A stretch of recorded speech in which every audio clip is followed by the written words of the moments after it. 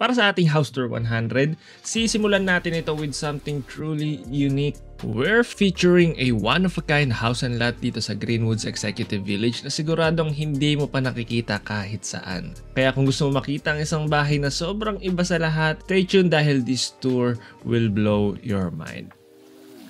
My name is Angelo from Townhouse Central and welcome sa ating house tour number 100. Special episode number 1. Tara, samahan niyo ako. Okay, so let's start dito sa harap ng property natin. And tanong ko sa inyo kung nakakita na kayo ng ganito kagandang facade na house and lot. Dito lang yan sa Greenwoods Executive Village. Okay, so meron tayong planter box dito sa buong paligid ng property natin. And dito, since dead end tayo dyan, meron ka pang additional 3 parking slots dito sa side na to. Meron tayong pedestrian gate dito. And yung ating gate para sa ating 2-vehicle carport is nandito sa part na to. Tignan mo naman, napaka-elegante nung pintuan natin doon or nung main gate natin dyan. Okay? Sabi ito, meron tayong mga fixed window dyan na kita mo yung main door ninyo. Pero mamaya na yan. Okay? Tara. Ganda. Curve yung part na to. So yung facade natin is sinundan yung shape ng lote natin. So medyo curve yung part na to. Okay? Ito yung ating main gate or yung ating pedestrian gate. May eleganteng border rin tayo dito na may pagka-color bronze, okay?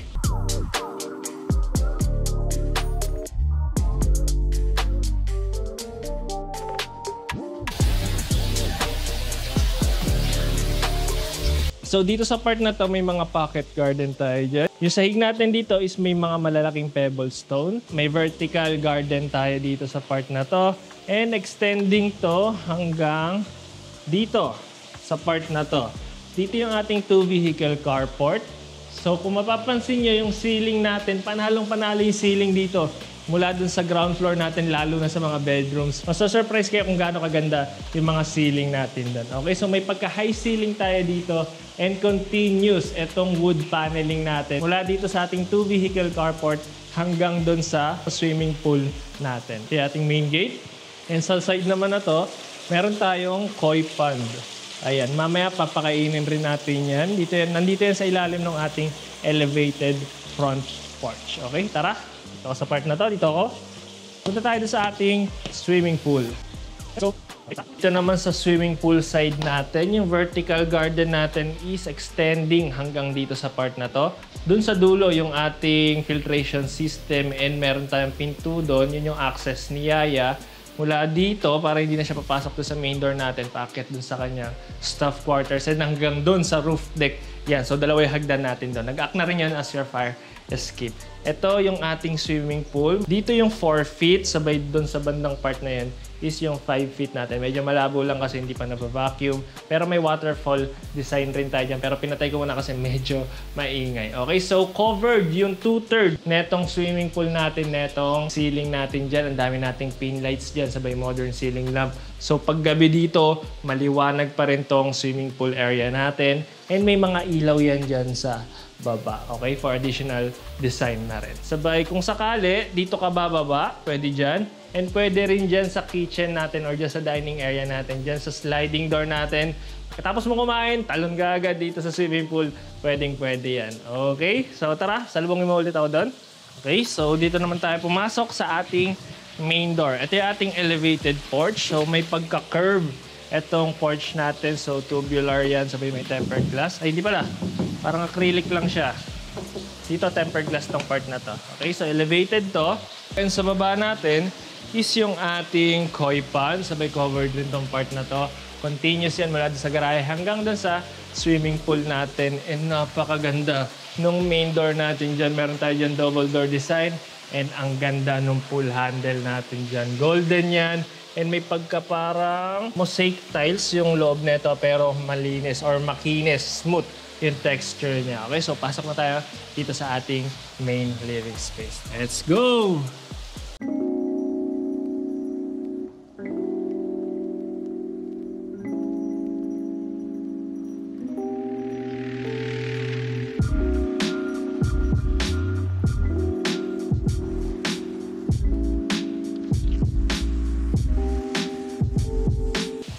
Ayan, ang ganda ng ating main living space. Grabe, ang taas. Tignan nyo yung ceiling natin dito kung gaano kataas. And tignan nyo rin yung mga cove ceiling design natin, yung mga false ceiling design natin, yung mga forward design. Napakaganda, panalong panalo. Ang unang sasalubong sa'yo dito is your living area dito sa part na to. So dito sa baba ng ating stairwell, dito yung living area natin kung sakali. Dito sa kaliwa is yung ating formal dining area. Napakaganda ng ceiling natin dyan. Multi-layered na curved drop ceiling design. And dito sa gitna ng inyong dining table set, andito yung inyong drop lights dito sa ibabaw ng inyong 8 to 12 seater or mas malaki pa na dining table set. Kasyang-kasya dito. May spot ka or may provision ka para sa inyong AC unit. Andyan yung mga copper tubes natin. And hindi ka rin mamumroblema sa natural lights natin or mga ventilation natin dahil may set of windows ka dito sa side na to. Ang lapad dito sa dining area natin. Okay? Again, dito yung ating living area. Ayan, tingnan nyo. Pagpasok nyo pa lang dito sa inyong pinto, ayan, agad makikita ninyo. So kung sakali yung mga mata ng bisita ninyo, nakatingin agad sa ceiling natin. Ayan, kasi ang dami nating design dyan.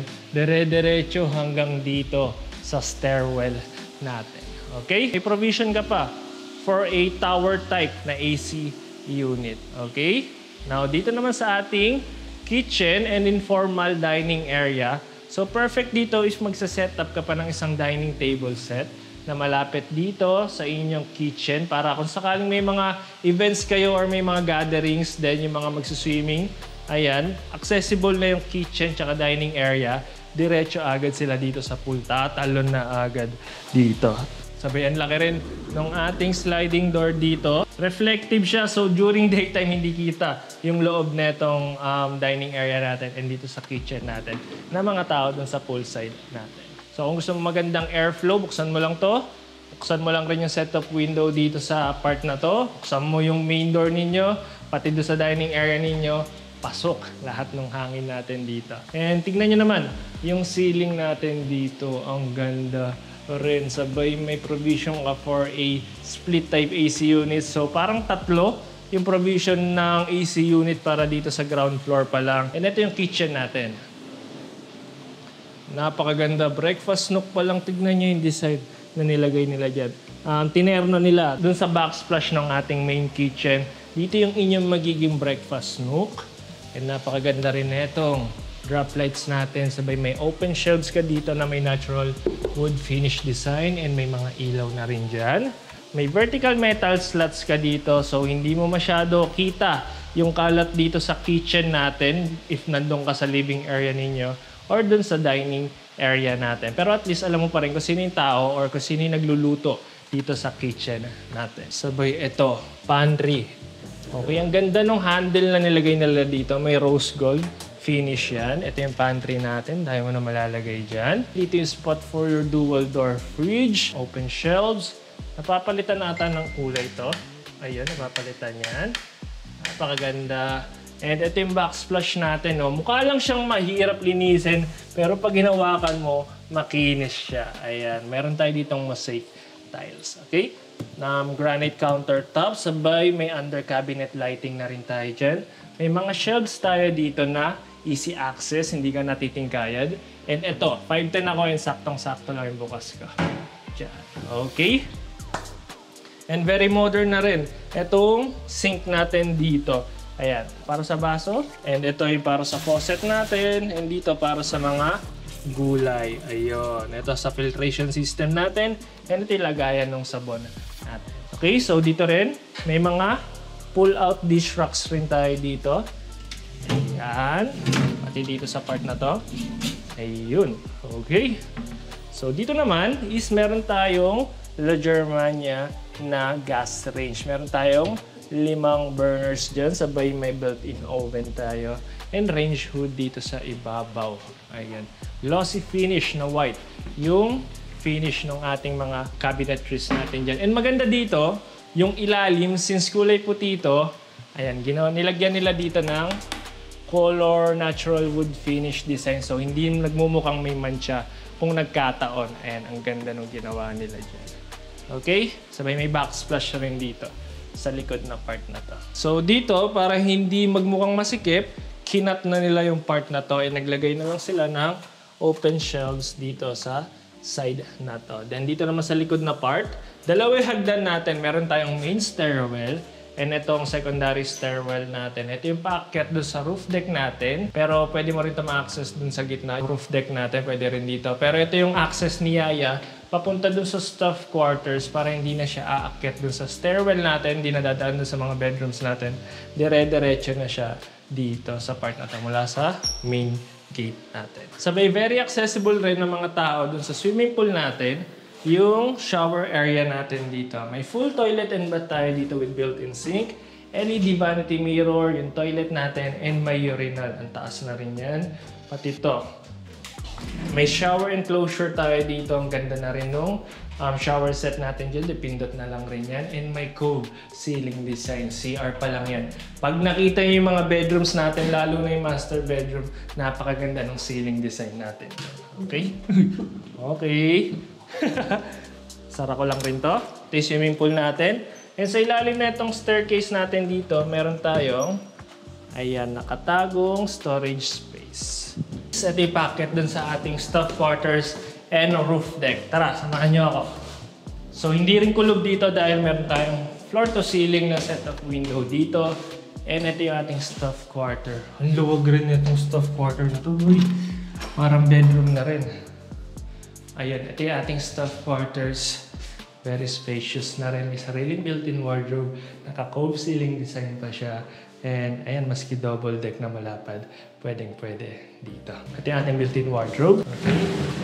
And ito, hindi rin siya kulob dito dahil may ventilation ka. Uy, kala ko sa lamin. Dahil may ventilation ka rin dito sa part na to. Ito yung hagdan natin packet dun sa roof deck natin. Okay, tara! Balik na tayo sa ating ground floor. Let's go. Okay, so pababa ulit. Papunta doon sa ating main stairwell. Daan ka ulit dito sa kitchen natin. Napakaganda talaga ng mga ceiling natin dyan. Check mo. Grabe. Ito yung ating main stairwell packet doon sa ating second floor, third floor, and fourth floor. Tara, samahan niyo ako. Ito yung bubungad sa'yo. So kung sakaling dito ka na nakatira, kung gusto mong silipin kung may tao dito sa living area natin, ayan, titingin ka na lang dito sa stairwell natin kung sakali. Ganda! Okay, so yung unang pinto na sasalubong sa'yo is your movie room or your home theater. Okay, so meron tayo ditong media wall, may wood paneling, may fluted wall design tayo dyan. And dito, may mga shelves tayo. Yung mga pin lights natin dyan, may option kung gusto mong kulay blue lang or white lang. Meron din tayo ditong false ceiling design. And meron kang balcony dito sa part na to. And hindi ka rin problema sa hangin dito sa natural ventilation. Kung gusto mo, pwede mong buksan ito. Itong mga owning window natin dito, pati itong balcony natin para at least maganda pa rin yung pasok ng hangin dito sa ating movie room. Pero meron pa rin naman tayong mga abang dito para sa ating mga split type na AC unit dito. Okay? So flooring natin dito is wood-like tile finish. Kala mo, media wall lang yan, pero hindi. Meron ditong nakatagong. Ayan, may maliit na room tayo dyan. Pwede mo dyan ilagay yung mga kalat ninyo, yung mga sirang TV, or yung mga kutsyon. Pwede ka maglagay dyan ng kutsyon para kung sakaling lalatag kayo dito ng kama, pwede nyo rin ilagay dyan. Okay? So dito naman tayo sa ating balcony. Check nyo to. So malapad tong balcony natin, pa-curve to. Kung mapapansin nyo, ito yung makikita mo doon sa facade ninyo, lapad na ito, hanggang dito yan. Okay? So tanaw mo na rin dito yung ating front porch and medyo kita mo yung 1/3 ng ating swimming pool dito sa baba. Okay, covered rin tayo dyan so safe tayo sa ulan dito kung sakali. May ensuite toilet and bath rin to, so hindi na kayo problema. Meron tayong floating vanity cabinet, yung ating toilet and yung shower area natin, yung shower enclosure and cove ceiling design. Okay, napunta na tayo sa ating bedroom number 1. May 3 bedrooms dito and meron tayong total of 6 bedrooms plus roof deck. Okay? This is our bedroom number 1. Tignan niyo yung ceiling natin dyan. Napakaganda. Wala man tayong isang malaking set of windows pero ayan, ginawa nilang 5. So, pasok na pasok pa rin yung hangin dyan. Nabubuksan yung gitna natin sabay fix etong sa baba. and sa taas. Sabay, yung ginamit nila material dyan is reflective glass. So, dito naman yung ating media wall sa side na to. May mga shelves tayo dito sa ilalim. May fluted wall panel tayo sa likod. May abang na rin for your AC unit. And ang ganda ng pagkakagawa ng design sa ceiling natin dyan. Built-in wardrobe natin, floor to ceiling. Tara, pasok. Yan, sliding door na rin yan. And pati dito sa ibabaw. Okay, nakapunta tayo sa ating bedroom number 2. Ito muna. Okay, so ito yung ating bedroom number 2 with ensuite toilet and bath. May floating vanity cabinet, yung toilet natin, and yung shower area, and may cove design ulit tayo dito sa ating ceiling. Flooring natin dito is wood-like tile finish. Dito yung floor to ceiling natin na built-in wardrobe. Sliding yan. And ang ganda rin ulit nung ceiling natin dito. May false ceiling design and may cove ceiling design dito sa harap na part na to. Dito yung magiging media wall. Ayan, and may fluted wall panels ulit dito sa side na yan. Okay? So ito, akala mo may balcony or may bintana, pero hindi. Tara! So covered pa rin tong part na to. So ayan, may parang nagkaroon tayo dito ng skylight roofing. Hindi pa rin feeling kulob dito sa part na to. So mag-a-act rin to as your storage space para dito sa bedroom na to. And may shoe rack tayo dito sa likod. So kung may shoe collections ka, pwede mo na ilagay dito yan. So hindi nakakalat yun dun sa baba. Okay, may cove ceiling design pa rin tayo dyan. Next up is yung ating bedroom number 3. Tara! Ganda pa rin ng accent lights natin dito sa part na to. Parang ito yung nakalagay dun sa breakfast nook natin, if I'm not mistaken. Dito. So dito, may shoe rack ulit or shoe cabinet ulit. Itong bedroom na to. And ayan, iba na naman yung design ng ating ceiling. Ayan, napakaganda dito ka maglalagay ng headboard. May accent lighting tayo and continuous yan hanggang dun sa side ng ating media wall. Meron tayo dito ang media wall with cabinet space dito sa baba. May fixed window dito and dalawang set of windows and sliding door dito sa harap natin which opens up dun sa ating balcony. Sabay sa likod na part naman, andito yung ating ensuite toilet and bath. Almost same design siya doon sa mga pinuntahan natin na toilet and bath. Ito wall-mounted. And yung tiles natin dito is subway tiles na merong marble finish design. Okay? Dito yung toilet and shower area natin. Maganda na rin yung shower set natin dito. Depindot na rin. Parang piano piece na rin yan. Okay? Next up is... Ano pa ba? Wala na. Doon na tayo sa ating third floor. Andun yung ating master bedroom and isa yun sa pinakamalaking master bedroom na nakita ko. So tara, samahan nyo ako. Let's go! Pati itong hallway natin dito sa stairwell, ayan, may mga cove ceiling design pa. Tara, gando! So meron tayo ditong dalawang drop lights or meron tayong modern chandelier dito sa magkabilang side na to. And kung gusto nyo, hindi muna nila nilagyan para may option kayo kung mas engrande talaga yung ilalagay yung spiral na chandelier dito sa gitnang part. Para pagpasok mo pa lang doon sa main door, pag tingala mo, ayun, ma-amaze ka na agad. Okay? So tara! Ayan, kung papansin nyo, napakaganda ng modern chandelier natin. Pero joke lang, papalitan niya pa yun. At least may provision tayo dyan. Mas maganda dito, mas mahaba para mas engrande yung stairwell natin dito.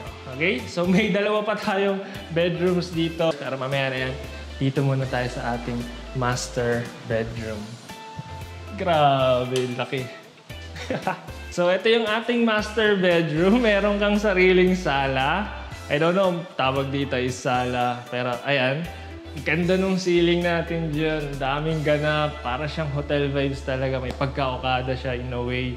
Dito yung inyong magiging media wall. Sarap yan. Okay, so may wood paneling tayo dito para sa TV natin. Dito yung provision para sa ating AC unit.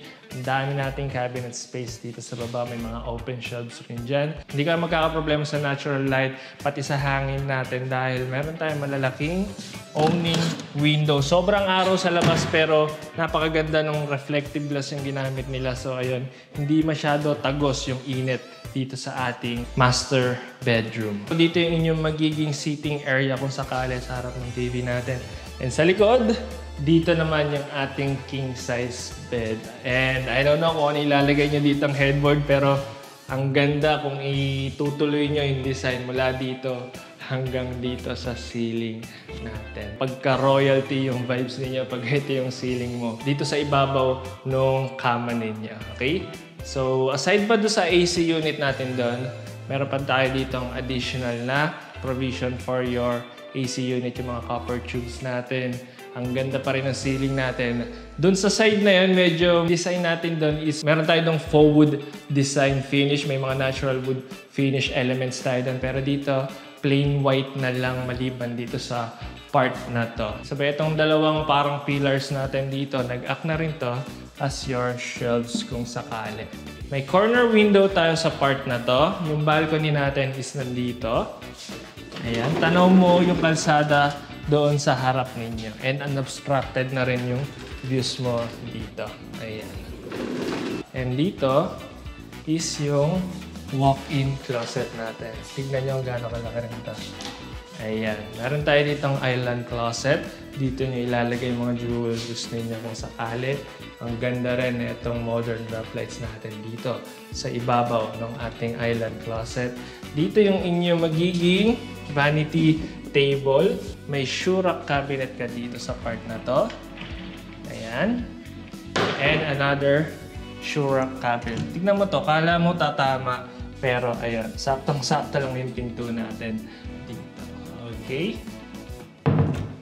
Sabay dito, may floor to ceiling tayo dito na built-in wardrobe mula dito sa part na to hanggang dito. Since malaki na rin tong walk-in closet natin, may option ka na rin maglagay ng AC unit dito sa part na to.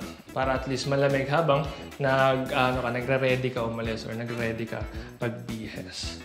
May shower enclosure tayo dito sa ating shower set. And magkaiba na yung flooring natin dito sa ating closet and dito sa ating toilet and bath. May urinal rin tayo dyan and smart toilet na rin tayo dyan. And dito yung remote ninyo, na-adjust mo dyan yung pressure tsaka yung position niya. Okay? May floating vanity cabinet tayo dito na flawless yung design. Ang ganda ng pagkaka-design. Ayan, soft close na rin yan. And ayan, isang buo. Ito yung magandang sink ko. Wala masyadong hiwa. So, ayan, madaling linisin yan and hindi sumusuot-suot yung mga tubig natin doon. And napakaganda rin ng faucet natin dyan. Sayang lang walang tubig eh. Okay? Good. Sabay may LED vanity mirror. And sa ibabaw, mayroon tayong 4 na pendant lights dyan with false ceiling design. And ito pa, meron tayo ditong vertical wooden slats. So, ayan, hindi kita masyado yung magsha-shower dito sa part na. Okay, so ito yung sa master bedroom natin. Punta na tayo sa isa pa nating bedroom. Tara! Ayan, ang aliwalas dito sa ating master bedroom dahil dito sa floor to ceiling natin ang setup window. Napakaganda talaga ng ceiling natin dito. Very unique talaga. Isa to sa pinaka-unique na nakita ko sa mga ibang house tour rin ng mga ibang companies. Ayan, very unique rin yung pagkakagawa talaga dito. Okay? So, yung tignan mo, mula sa master bedroom ninyo, ito yung view mo. Dito pa lang. Sipin mo lang or imagine mo lang kapag meron ka dyang modern chandelier pababa dito sa stairwell natin. Panalong panalo yan. Okay? Tara? Okay, so yung hallway natin dito, may cove ceiling design pa rin tayo dyan and maliwalas dahil doon sa set of windows natin dyan. Fixed window yan na floor to ceiling. And meron pa tayong 2 bedrooms. So, total of 6 bedrooms. And dito muna tayo. Ito yung katabing bedroom ng ating master bedroom. Meron tayo ditong 2 fixed window and owning window dito. So, ayan, mahangin. And tingnan niyo yung ceiling natin dyan. Diba? Napaka-angas and napakaganda. Okay, dito yung inyong magiging media wall. Ayan. Ito yung floor to ceiling natin na built-in wardrobe. Ito yung media wall, sabay may storage space rin sa baba. May wood paneling tayo dyan. And yung abang para sa ating AC unit. And dito yung ating ensuite toilet and bath. Ayan. May floating vanity cabinet. Yung toilet natin. And yung shower area natin. Medyo sumikip dito kasi yung lote nga natin is medyo pa-curve dun sa harap. Ito yung part na yan. Kung papansin nyo dun sa facade natin. Okay? Pero may cove ceiling. Tara, tingnan nyo lang. Ayan o, pati dito merong maliit na cone ceiling design. Okay, napasok pa nila yun. Galing. Ayan, okay. So tara, doon tayo sa ating last bedroom din. Meron pa tayong roof deck. Okay, tara. Saan ba? Dito? Yes. Medyo nalilito na akong daming bedrooms. Grabe. Okay, pasok. So ito yung ating last bedroom or yung ating bedroom number 6. Hindi rin magpapatalo sa ceiling itong last bedroom natin. Ayan, napakaganda pa rin. Dami natin pin lights dyan. May built-in wardrobe tayo dito. And yung media wall natin is nandito sa part na to. Medyo mas maliit na siyang compared sa iba. Pero sakto lang rin since malapit yung headboard ninyo, yung ulo ninyo. Pangit rin kasi pag medyo malaki yung TV na ilalagay niyo dyan. Pero ayan, may abang tayo para sa ating split type AC unit. Maganda dito, hindi na nakalabas yung mga copper tubes ng AC unit natin kasi naglagay na sila neto. Okay? Tara, hindi ka rin kulob dito dahil meron kang sliding window dito sa part na to and pati dito. Ito yung staircase natin pababa mula dun sa swimming pool natin and pababa dun sa ating staff quarters. Pero itong bedroom na to, yung very accessible, paakyat dun sa ating roof deck. Pero mamaya na yan, dito muna tayo sa ating ensuite toilet and bath. Meron tayo yung floating vanity cabinet with sink, may LED vanity mirror, yung toilet natin, and yung shower area natin. Okay? May cove ceiling design pa rin tayo dito sa ibabaw. Okay? And gusto mo magkaroon ng sariling parang sitting area, pwede ka rin maglagay dito sa part na to kung ayaw mo na bumaba dun sa baba. So, maaliwalas pa rin dito and perfect dito if maglalagay ka ng kortina since medyo tutok yung araw dito during daytime sa part na to. Okay? Tara. Now, punta na tayo dito sa ating roof deck. Napakalaki ng roof deck natin doon, guys. Sabay, meron na rin tayo ditong premium finish na pinto. Ayan, steel door na rin to. Maganda to, so bulok resistant na rin to. And tara. Ito yung roof deck natin, napakalaki at napakalapad. Actually, pwede ka maglagay dito ng court para pwede ka dito mag-basketball kung sakali. Kung ako yung gagamit dito, I think maglalagay ako dito ng kalahati, covered, kalahati, open. Ningal na ako. So kung may mga events and gatherings kayo and need nyo ng space, ayan, pwedeng-pwede dito. Ang dami mong ma-accommodate na tao dito sa roof deck ninyo. And ang laki nung sampayan natin dito kung sakali. And tignan mo naman yung views mo dito. Ayan, napakaganda. And pati doon, tanaw mo na yung mountain range natin dito sa Rizal. Ayun. Okay? So matatanaw mo na rin dito or makikita mo na rin dito. Etong water tank natin, pati yung motor pump natin dito sa part na to. And during nighttime, hindi magiging madilim dito. Tingnan nyo naman kung gaano karami yung ilaw natin dyan, pati itong mga accent lights natin dito. Okay? So yun lang, baba na tayo kasi medyo mainit. Tara!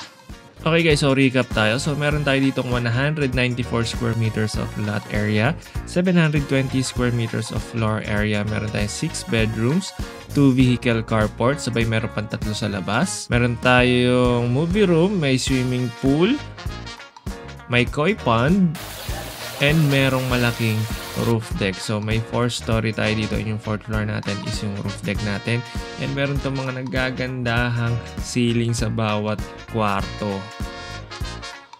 So may structural natin, wala ka rin masasabi dyan. Malalim yung pundasyon natin dyan. Naka-double tie beams tayo dyan para sa integrity and long-term durability and stability. Naka-reinforced concrete rin yung foundation natin dyan with high-strength materials to withstand the test of time and natural wear. Kung papansin nyo yung mga bakal na ginamit rin dito, ang kakapal and high quality na rin. 20mm, 16 and 14. Wala kang makikita dito ng mga 10mm na ginamit na bakal. Okay, so yun lang para dito sa ating house tour number 100, special episode 1. Kung nagustuhan mo yung gusto mong i-view yung unit na to, you can send us a message dito sa aming contact number dyan or dito sa aming Facebook page. May request rin ako na sana click the subscribe button and the like button and please leave a comment below. Okay, any comment would do. Gusto nyo na shoutout, shoutout ko kayo dun sa next video natin. And that's it for today, guys. See you at the next one. Bye-bye.